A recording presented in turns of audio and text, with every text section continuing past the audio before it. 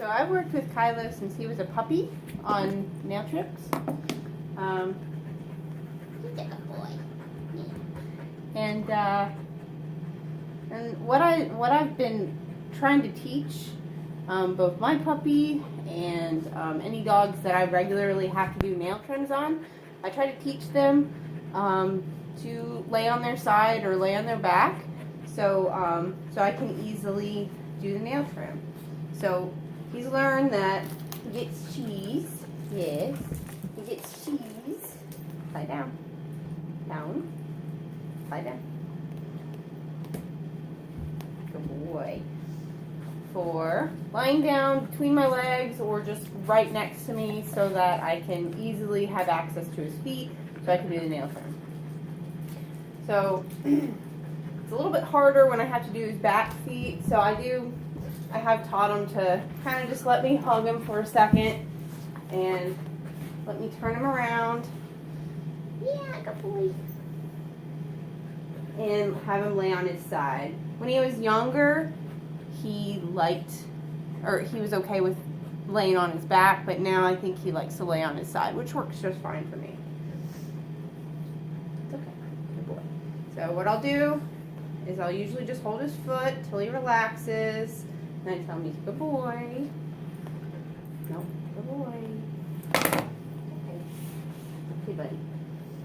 I try to get him to lay on his side, if he will. Good boy. Remember, I've been doing this since he was itty bitty, so that definitely helps. Good boy. Nope. Good boy. If he gets up, that's okay. I just don't want him jerking his leg away. If I start to feel him jerking, I'll just kind of hold his foot and just let him relax again. Once he relaxes, I tell him he's a good boy, and then I try doing a toe or two. Now, it does take time. It is a bit time consuming. You want to make sure that you allot time to do maybe a couple of toes a night when you're first starting out, or just gradually just touching his feet a lot and getting him to just relax while you're touching his feet.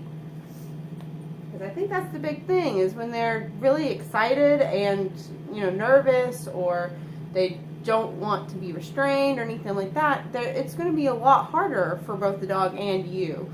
So if you just start doing a little bit at a time, teaching him to relax while you're messing with his feet, then it's going to help everybody out.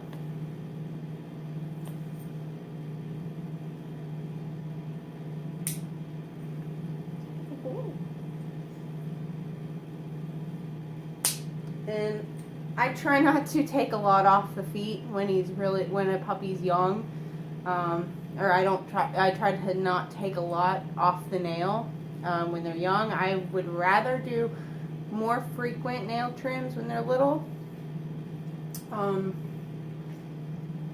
More frequent nail trims when they're little, so they get used to it. And also, quicking the nail happens every once in a while, but I really don't want that to happen when they're little, or when they're just getting their first couple nail trims, So just be conservative. That's my 2 cents. Just be conservative, and you're not going to quick them. They're not going to have a negative experience right off the bat.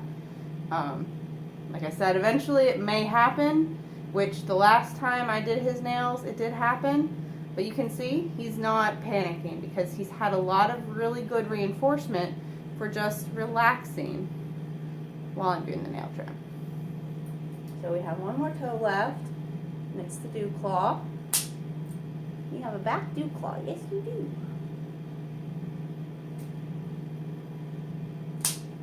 All right.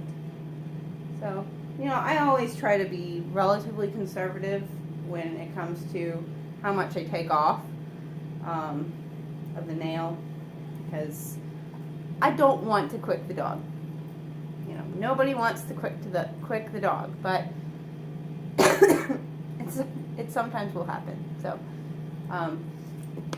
once we're all done, he's relaxed, we did our nail trim, or even really just 1 or 2 feet. I started with every nail, or every 2 nails, he gets a treat.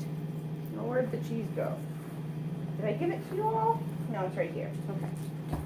See, I even had it sitting next to me, and he wasn't panicking trying to get the cheese. He knows, all right, time to do the nail trim. We get our treats. Yes, we do. We get our, oops, sorry, buddy. We get our treats. We get our treats for relaxing for our nail trim. Yes, he's a good boy.